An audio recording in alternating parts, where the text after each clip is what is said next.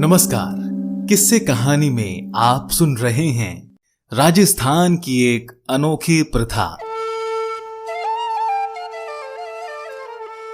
हालांकि यूं तो अपने देश में अगर शादी से पहले बच्चा पैदा कर लिया जाए तो उसे गलत माना जाता है, स्त्री को गलत नजरों से देखा जाता है।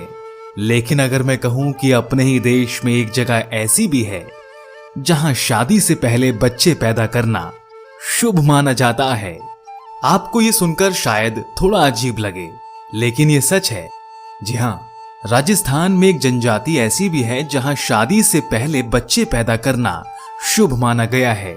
चलिए आपको बताते हैं इस अजीबोगरीब परंपरा और समाज के बारे में। कहानी में आगे बढ़ें उससे पहले आप किस्से कहानी को सब्सक्राइब और लाइक करना ना भूलें। कोई लड़की अगर शादी से पहले प्रेग्नेंट हो जाए तो सोसाइटी तो क्या, फैमिली भी उसका साथ नहीं देती। लेकिन राजस्थान के एक समाज में शादी के पहले बच्चे पैदा करना शुभ माना जाता है। अगर शादी से पहले यहां बच्चे पैदा ना किए जाएं तो ये अपशगुन माना जाता है। सुनने में थोड़ा अजीब जरूर लगेगा, लेकिन ये परंपरा वहां हजारों सालों से चली आ रही है। ये परंपरा उदयपुर के सिरोही और पाली में रहने वाली गरासिया जनजाति में निभाई जाती है। इस जनजाति की परंपरा के मुताबिक लड़के और लड़कियां अपनी रजामंदी से लिव इन रिलेशनशिप में रहते हैं और बच्चे पैदा होने के बाद ही एक दूसरे से शादी करते हैं। अब आप यकीन करें या नहीं, लेकिन ये सच है। गरासिया जनजाति के लोगों की मान्यताओं के अनुसार कई सालों पहले इस जनजाति के 4 भाई कहीं और जाकर रहने लगे थे। इनमें से 3 ने शादी की और एक लड़का लिव इन में रहने लगा। लिव इन वाले लड़के को छोड़कर किसी के भी बच्चे नहीं हुए थे। तभी से गरासिया जनजाति के लोग इस परंपरा का पालन कर रहे हैं। इस परंपरा को दापा प्रथा कहा जाता है। कथाओं के अनुसार गरासिया शब्द की उत्पत्ति संस्कृत के गृही और ऋषि शब्द से हुई, जो अपभ्रंश होकर ग्रासिया, गरासिया या गराइया बना।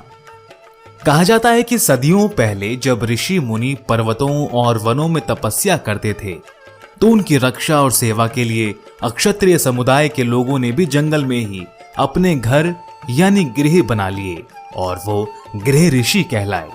गरासियों में यदि कोई पति पत्नी या प्रेमी जोड़ा अलग होना चाहे तो उसके लिए भी समाज रास्ते बंद नहीं करता। जैसे मेले से अपने प्रेमी के घर गई लड़की समझे कि जीवन साथी चुनने में उससे कोई गलती हो गई है तो वह अपने माता पिता भाइयों के साथ वापस अपने घर लौट सकती है। उसे रुकने के लिए कोई बाध्य नहीं करता।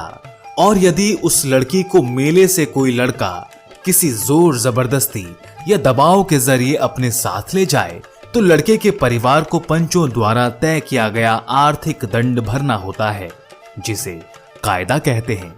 ये मुआवजा लड़की और उसके परिवार को दिया जाता है। इसी तरह यदि कोई पुरुष कुछ वर्ष बाद अपनी पत्नी या प्रेमिका को छोड़ता है तो भी उसे लड़की के परिवार वालों को मुआवजा देना पड़ता है। परंपरा के नाम पर गरासिया जनजाति में 2 दिन का स्पेशल विवाह मेला लगता है।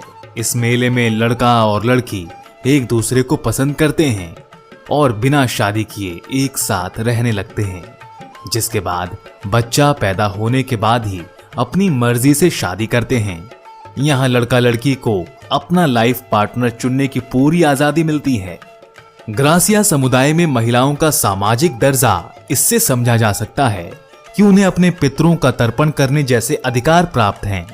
इन सब के चलते ग्रासिया कन्या भ्रूण हत्या जैसे अपराध से मुक्त है और अन्य जनजातियों की तरह इनका भी लिंगानुपात या तो बिल्कुल संतुलित होता है या इस समुदाय में लड़कों की तुलना में लड़कियों की संख्या ज्यादा होती है। लेकिन इस सब का ये मतलब बिल्कुल नहीं कि गरासिया में कोई सामाजिक दोष होते ही नहीं हैं। बिल्कुल होते हैं, लेकिन उनकी चर्चा कभी और। आप सुन रहे थे किस्से कहानी। जानकारी पसंद आई हो तो सब्सक्राइब करना ना भूलें।